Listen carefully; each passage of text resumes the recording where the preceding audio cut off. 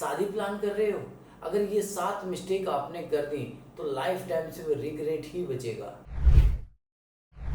सिर्फ प्राइस देखकर photographer book नहीं करना, उसका पोर्टफोलियो देख के फोटोग्राफर को बुक करना है, उसका ओरिजिनल कंटेंट देख के फोटोग्राफर को बुक करना, और वो किस टाइप की टीम लगाएगा वो सब एनालाइज करके ही फोटोग्राफर बुक करना, सिर्फ पैसे के पीछे नहीं जाना।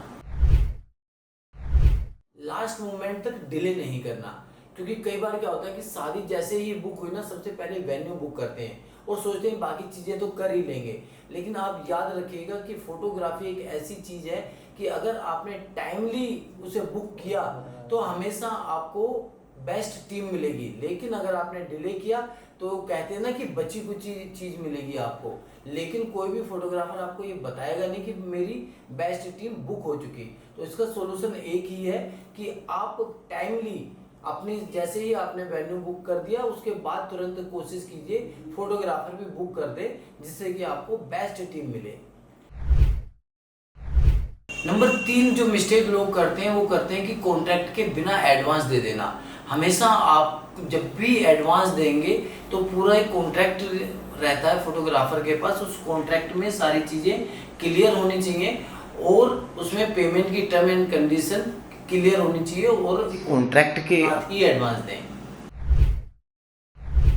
एक मेन जो मिस्टेक करते हैं ना, वो ये मिस्टेक है कि उसके जो आपका वर्क हुआ, जो आपकी वेडिंग हुई, तो उसका ना कि टाइमलाइन प्लान नहीं करते कि भाई कितने दिन में आप मुझे फोटो देंगे, कितने दिन में आप मुझे वीडियो देंगे, मेरा ओवरऑल जो वर्क है मुझे कितने दिन में मिल जाएगा। तो वो भी आपके जो आपका एग्रीमेंट है उसमें रिटर्न में होना चाहिए और टाइमलाइन की एक पूरी प्लानिंग होनी चाहिए। एक और मिस्टेक जो मैं आपको बताना चाहूँगा जिस पे लोग ध्यान नहीं देते, वो है फैमिली से कोऑर्डिनेट करना। एज ए क्लाइंट आपको भी होना चाहिए कि आप एक पर्सन फोटोग्राफर को बता दें कि भाई जो भी आपको पूछना है फैमिली के बारे में, कौन मेरी मम्मी है, कौन मेरा भाई है, कौन सिस्टर है, कौन ब्रदर है, वो सब आप इस पर्सन से पूछेंगे, जिससे कि वो फैमिली पे फोकस करेगा। जो अनफॉरगेटेबल मोमेंट्स कैप्चर होंगे तो वो फैमिली के ज़्यादा करेगा। नहीं तो कई बार होता है उसने रिलेटिव्स के ज़्यादा कर दिए, पड़ोसियों के कर दिए, और फैमिली का उसे पता ही नहीं है कि उसने फैमिली कौन है। तो ये भी बहुत इंपॉर्टेंट पॉइंट्स हैं। एक कॉमन मिस्टेक और मैं बताना चाहूँगा कि जो फोटोग्राफर है ना, वो भी आपको नहीं बताएगा कि कैंडिड और ट्रेडिशनल में क्या फ़र्क है। इसके बारे में हम एक अलग से एक वीडियो बनाएंगे, लेकिन अभी मैं शॉर्ट में आपको बता देता हूँ कि जो कैंडिड मोमेंट्स होते हैं ना, वो ज़्यादा अच्छे लगते हैं अकॉर्डिंग टू ट्रेडिशनल से। तो अपने फोटोग्राफर को ये भी जरूर बताएं कि मेरी फैमिली के मुझे कैंडिड मोमेंट्स जरूर चाहिए।